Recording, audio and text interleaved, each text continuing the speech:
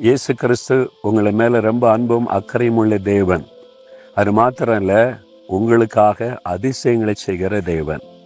உங்களுக்கு ஒரு அதிசயம் இன்னைக்கு தேவை இருக்குது இல்லை ஒரு அற்புதம் நடந்தால் தாங்க இது மாற்றம். மற்றபடி எல்லாம் பண்ணி பார்த்தாச்சு, இனி அவ்வளோதான் முடிந்தது அப்படின்னு நினைக்கிறீங்களா? ஒரு சமயம் ஒரு தேவனுடைய ஊழியக்காரர் தன்னுடைய அனுபவத்தை சொன்னார்.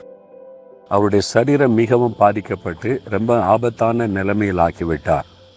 அப்போ நினைச்சாராம், இனிமே அவ்வளோதான், நம்முடைய ஊழியத்தின் ஓட்ட முடிவடைகிறது, இதுக்கு மேலே ஒன்றும் செய்ய முடியாது, மருத்துவம் கைவிட்டு விட்டது, சூழ்நிலை பார்த்தா இனி அந்த வியாதியிலிருந்து வெளிவருவதற்குரிய வாய்ப்பு இல்லை, அவ்வளோதான் முடிந்தது அப்படின்னு நினச்சி, ஆண்டவரே என் ஊழியம் முடிஞ்சிட்டு, என் காலம் முடியுது, அவ்வளோதானா அப்படின்னு நினைக்கும்போது ஆண்டவர் அவரை சந்தித்தாராம். சந்தித்து ஒரு வார்த்தையை ஆண்டவர் பேசினார். என்ன வார்த்தை பேசினார் தெரியுமா? என்னாலே செய்யக்கூடாத அதிசயமான காரியம் ஒன்று உண்டோ சொல்லு.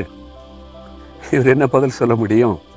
ஆண்டவர் உம்மால எல்லாம் முடியும், உம்மால என்ன செய்ய முடியாது? நீர் அதிசயங்களை செய்கிற தேவன். அப்போ நான் உன்னை குணமாக்க முடியாதா? குணமாக்க முடியும்.